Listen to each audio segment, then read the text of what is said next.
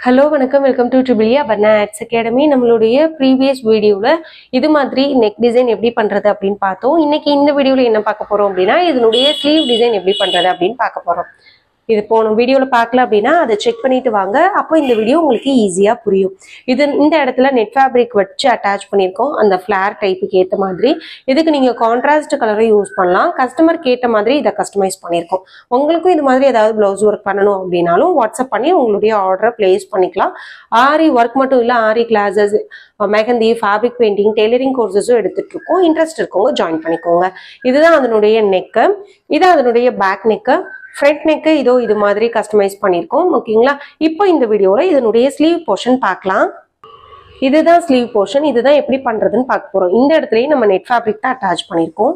இந்த ஸ்லீவ் எப்படி பண்றது அப்படின்னு இந்த வீடியோல வாங்க பார்க்கலாம். இப்ப பாருங்க, இந்த டிசைனுக்கு மேல நெட் ஃபேப்ரிக் 2 லேயரா வச்சு சுத்தி இந்த டிசைனை சுத்தி வந்து நம்ம செயின் ஸ்டிச் போட போறோம். பாத்தீங்கன்னா தெரியும் 2 லேயர். எதுக்கு 2 லேயர் வைக்கிறோம்னு சொல்றேன். இது மாதிரி டிசைனை சுத்தி வந்து நீங்க போட்டுருங்க. ஏன் ஒவ்வொரு இதா பண்ணலாமே அப்படின்னு கேட்கலாம். நீங்க ஒவ்வொன்னா பண்ணி கட் பண்ண டைம் எடுக்கும். இப்படி மொத்தமா பண்ணும்போது டைம் சேவ் ஆகும். அதனாலதான் இப்படி நம்ம மொத்தமா பண்றோம். ஓகேங்களா? இதுக்கடுத்து ஒவ்வொரு இதுலயும் அந்த இமேஜுக்கு ஏற்ற மாதிரி செயின் ஸ்டிச் போட்டுட்டே வரோம். அதுக்கடுத்து எதுக்கு 2 லேயர் போடுறோம், சிங்கிள் லேயர் போடலாம்ல அப்படின்னு டிசைனுக்குள்ள உங்களுக்கு டிரான்ஸ்பரண்டா விட போறீங்க அப்படின்னா தான் சிங்கிள் லேயர் போடுங்க. இது செல்ஃப் கலரு. இதை 2 லேயர் கொடுக்கும்போது அந்த நெட் மட்டும் கொஞ்சம் டார்க்கா தெரியும். சிங்கிள் லேயரா கொடுத்தோம்னா அப்படி தெரியாது. டிரான்ஸ்பரண்டா வரப்போகுது அப்படின்னா சிங்கிள் லேயர், கிளாத்துக்கு மேல நெட் பேட்ச் மாதிரி போடுறீங்கன்னா டபுள் லேயர். அதை நீங்க ஞாபகம் வச்சுக்கோங்க.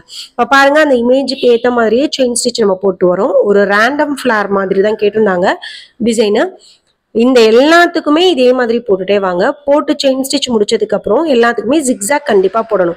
ஏன்னா டிசைனுக்குள்ள இருக்க கிளாத்தை தான் நம்ம கட் பண்ண மாட்டோம். ஆனா எக்ஸஸா இருக்கிற நெட் ஃபேப்ரிக்கை நம்ம கட் பண்ணணும் இல்லைங்களா? அதனால இது மாதிரி எல்லா இதுக்குமே செயின் ஸ்டிச் போட்டதுக்கு அப்புறம் அதுல இது மாதிரி ஜிக்ஸாக் ஸ்டிச்சஸ் போட்டுருங்க. அப்பதான் நம்ம கட் பண்ணும்போது சேஃபா இருக்கும். இது மாதிரி எல்லா லீஃபுக்கும் எல்லா ஃபிளாருக்குமே ஜிக்ஸாக் போட்டுட்டே வந்துருங்க. இது மாதிரி எல்லா இதுக்குமே நாங்க போட்டுட்டு காட்டுறேன். கண்டினியூவா இது மாதிரி போட்டுவாங்க. முடிஞ்ச அளவு ஜிக்ஸாக்கு கொஞ்சம் நெருக்கமா போடுங்க. ரொம்ப தள்ளி போட வேண்டாம். இதே மாதிரி தான் இந்த ஃபிளாருக்கு உள்ள இருக்கிற அந்த இன்னர் ரவுண்டு, அதே மாதிரி அவுட்டர் லேயர் எல்லாத்துக்குமே ஜிக்ஸாக் போடுங்க. வெளியில இருக்கதானே கட் பண்ண போறோம்னு உள்ள போடாம விட்டுறாதீங்க. எல்லாத்துக்குமே ஜிக்ஸாக் போட்டுருங்க. இதோ இது மாதிரி எல்லாத்துக்குமே போட்டு முடிச்சதுக்கு அப்புறம் இப்ப நம்ம கட்டிங் ஒர்க்கை ஸ்டார்ட் பண்ணலாம். அதுக்கு முன்னாடி எவ்வளவு தூரம் இதுல ஒர்க் பண்ண முடியுமோ அவ்வளவு தூரம் நம்ம ஒர்க் பண்ணிடலாம். அது இன்னும் கூட கொஞ்சம் சேஃபா இருக்கும். இந்த நேரத்துல நீங்க கட் பண்றதுனாலும் சரி, நாங்க என்ன பண்ணோம் அப்படின்னா இந்த நேரத்துல கட் பண்ணல, வேற என்னென்ன ஒர்க் இருக்கோ அது எல்லாத்தையும் ஒர்க் பண்ணி முடிச்சுட்டு தான் கட் பண்ண போறோம். எதுக்காக அப்படின்னா இது சேம் செல்ஃப் கலர். நீங்க கான்ட்ராஸ்ட் கலர்ல கொடுக்குறீங்க அப்படின்னா இந்த டைம்ல நீங்க கட் பண்ணிட்டு அதுக்கடுத்து அவுட்டர்ல நீங்க பீட் கொடுக்கணும். இது வந்து சேம் செல்ஃப் கலர். லைட்டா நெட் ஃபேப்ரிக் வெளியில தெரிஞ்சாலும் அவ்வளவா அசிங்கமா இருக்காது. அதனால நாங்க ஒர்க்கிங் அப்படியே விட்டுட்டோம். இப்போ எல்லா இதுலயுமே இது மாதிரி கிரீன் கலர் கட் பீடை வச்சு நாங்க கொடுத்துட்டே வரோம். இதுக்கு மேல ஒரு 3mm இல்லைன்னா 2mm பீடு தான் நாங்க வைக்க போறோம். ஃபர்ஸ்ட் இதுல இருக்க எல்லா கர்தானா ஒர்க்கையும் நாங்க ஒர்க் பண்ணிட்டே இருக்கோம். இதுல யூஸ் பண்றது பொடி கர்தானா. ரொம்ப பெரிய கர்தானா யூஸ் பண்ணாதீங்க. லோடிங் பண்றதுக்கு ரொம்ப கஷ்டமா இருக்கும். பொடி கர்தானா தான் இதுல நம்ம யூஸ் பண்ணிருக்கிறது. இதே மாதிரி எல்லா லீஃபு எல்லா ஃபிளாரையுமே ஃபில் பண்ணிட்டே வாங்க. பாருங்க, சேம் இதே ப்ராசஸ் தான் எல்லா பெட்டல்ஸ்க்குமே கண்டினியூ பண்றோம். நீங்க கேட்கலாம், இப்பயே நீங்க கையோட அந்த 3mm பீடு வச்சிடலாமே அப்படின்னு. இப்ப நீங்க கர்தானா ஃபுல் கர்தானா ஒர்க் பண்ணிட்டு அதுக்கடுத்து அந்த பஞ்ச் பீட்ஸை கோர்க்கறதுக்கு ஈஸியா இருக்கும். இல்லைன்னா கர்தானா பஞ்ச் பீட்ஸ்ன்னு மாத்தி கோர்க்க கொஞ்சம் டைம் எடுக்கும். அதனாலதான் இப்ப பாருங்க, இதை சுத்தி வந்து கிரீன் கலர் இந்த ஃபிளார் முடிச்சதுக்கு அப்புறம் அந்த அவுட்லேயரும் கிரீன் கலர் கர்தானா வச்சு நாங்க கொடுக்குறோம். ஏன்னா சேம் செல்ஃப் கலரா இருக்கிறதுனால. இது வந்து நீங்க கான்ட்ராஸ்ட் நெட் யூஸ் பண்றீங்க அப்படின்னா நெட் ஃபேப்ரிக்கை கட் பண்ணிட்டு லைட்டா அது வெளியில தெரியும் இல்லைங்களா? அந்த நேரத்துல இது மாதிரி அதுக்கடுத்து கட் பண்ணதுக்கு அப்புறம் அவுட்லைன் கொடுங்க. அப்ப நெட் ஃபேப்ரிக் வெளியில பிசுறு தட்டாது. இது மாதிரி இந்த ஃபிளார் ஃபுல்லா அவுட்லைன் கொடுத்துட்டு காட்டுறேன்.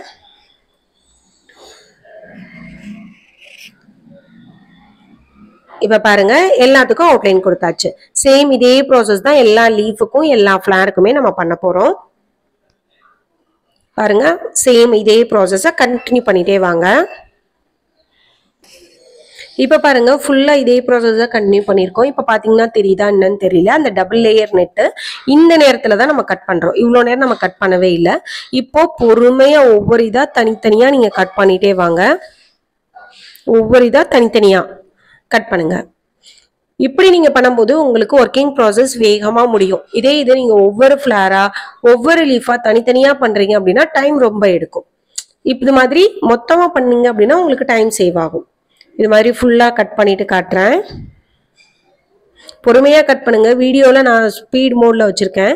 இவ்வளோ ஸ்பீடாக நம்ம கட் பண்ண முடியாது. நீங்கள் பொறுமையாக பார்த்து நிதானமாக கட் பண்ணுங்க. ஒரு ஷார்ப் சிசர் இல்லைன்னா கட்டர் வச்சுக்கோங்க. Cutter best. இப்போ பாருங்க ஆல்மோஸ்ட் பாதிக்கு மேலே முடிஞ்சிருச்சு. பொறுமையாக கட் பண்ணிட்டே வாங்க.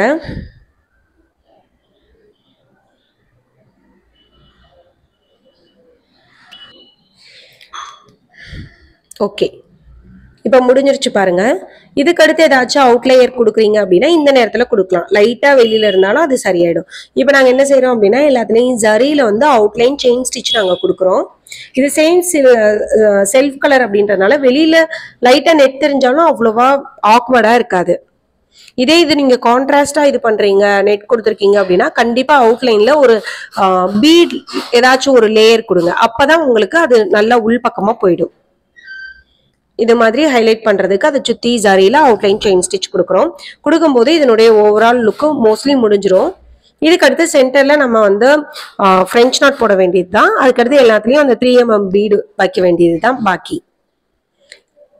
இது மாதிரி ஃபுல்லா எல்லா இதுக்குமே A to Z போட்டு வந்துருங்க. இப்போ இது முடிஞ்சிருச்சு. இப்போ என்ன பண்றோம் அப்படின்னா இது ஒவ்வொன்றும் கனெக்டா இருக்க மாதிரி தெரியணும் இல்லைங்களா? அதனால ஒரு 3mm இதுல யூஸ் பண்ணியிருக்கிறது ஆன்டிக் கலர், கோல்டன் கலர் கிடையாது. ஏன்னா சாரியும் கோல்டன் கலர், அதனால இதுக்கு ஆன்டிக் கலர் தான் யூஸ் பண்ணோம். பார்க்கறதுக்கு ரொம்ப அழகா இருந்தது. எல்லா ஃபிளாரும் ஒவ்வொன்று கனெக்டா இருக்கணும், லீஃபோட கனெக்டா இருக்கணும் அப்படின்றதுனால 3mm ஆன்டிக் பீடை வந்து கண்டினியூவா ஸ்டிச் பண்ணிட்டு வரோம். இது மாதிரி எல்லாத்துக்கூடையும் கனெக்ட் பண்ணிடுங்க. இது மாதிரி எல்லா இதுவும் ஓரளவு முடிஞ்சிருச்சு. இப்போ அந்த ஃபிளார் நம்ம போட்டிருந்தோம்ல அந்த ஒவ்வொரு இதுக்கும் மேல மேல நம்ம கொடுக்கணும். ஒரு 3mm ஒரு ஆன்டிக் பீட் நீங்க கொடுத்தீங்க அப்படின்னா அழகா இருக்கும். சென்டர் போர்ஷன்ல நாங்கள் ஃப்ரெஞ்ச் நாட் பிளான் பண்ணியிருக்கோம். அதுவும் நான் போட்டுட்டு நான் உங்களுக்கு காட்டுறேன். இது ஒவ்வொன்றா நம்ம பண்ணலாம் வாங்க. இப்போ இந்த இதுல ஒவ்வொரு இதுக்கும் தனித்தனியா இது மாதிரி வச்சுட்டு என் நாட் போட்டுருங்க. கண்டினியூவா இது மாதிரி எல்லா ஃபிளாருக்குமே நாங்க பண்ணிட்டே வரோம். இது பாக்குறதுக்கு இன்னும் கூட கொஞ்சம் ஹைலைட்டா இருக்கும், ஒரு அட்ராக்ட் லுக் இருக்கும். அதுக்காக இந்த மாதிரி நாங்க பண்றோம். இது ஆப்ஷனல் தான். நாங்க ஆன்டிக் பீட் தான் யூஸ் பண்ணியிருக்கோம். நான் சொன்ன மாதிரி அது செல்ஃப் கலர் கோல்டு அப்படின்றதுனால நீங்க இதுக்கு வேற ஒரு கலரும் நீங்க யூஸ் பண்ணிக்கலாம். இது மாதிரி எல்லா ஃபிளாரையுமே முடிச்சுட்டு அவுட்புட் பார்க்கலாம்.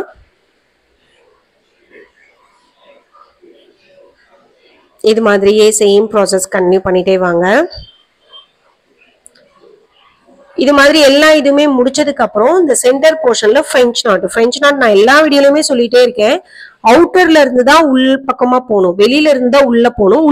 உள்ள இருந்து ஆரம்பிக்காதீங்க, இல்லைன்னா சென்டர் போர்ஷன்ல இருந்து கண்டிப்பா ஆரம்பிக்காதீங்க. ஒரு ரவுண்டோ இல்ல எந்த ஒரு சைஸ் இருந்தாலும் வெளிப்பக்கத்துல இருந்து உள் பக்கமா போங்க. அப்பதான் உங்களுக்கு அந்த ஷேப் சரியா வரும். இந்த இதுக்கு 6x6 12 ஸ்டாண்ட்ஸா எடுத்திருந்தோம். இந்த ஃப்ரெஞ்ச் நாட்டுக்கு நார்மல் கையூசி பின்னாடி ஹோல்ஸ் பெருசா இருக்கிற மாதிரி எடுத்துக்கோங்க. ஏன்னா நிறைய பேர் என்ன சைஸ் நீடில்னு கேக்குறீங்க, அதுக்காக நான் சொல்றேன். இது மாதிரி இது ஃபுல்லா நம்ம முடிச்சிட்டோம் அப்படின்னா ஸ்லீவோட ஃபைனல் லுக் நமக்கு ரெடி ஆயிடும். ஃபுல்லா முடிச்சிட்டு அவுட்புட் காட்டுறேன், பார்க்கலாம் வாங்க. ஓவரால் நம்மளுடைய ஸ்லீவ் போர்ஷன் ரெடி ஆயிடுச்சு. ரொம்ப அழகா வந்திருக்கு. கண்டிப்பா இந்த டிசைன் நீங்க ட்ரை பண்ணி பாருங்க. ட்ரை பண்ணி பார்த்துட்டு உங்க ஃபீட்பேக்கை எனக்கு ஷேர் பண்ணுங்க. Thank you sisters. Have a nice day. Next வீடியோல பார்க்கலாம்.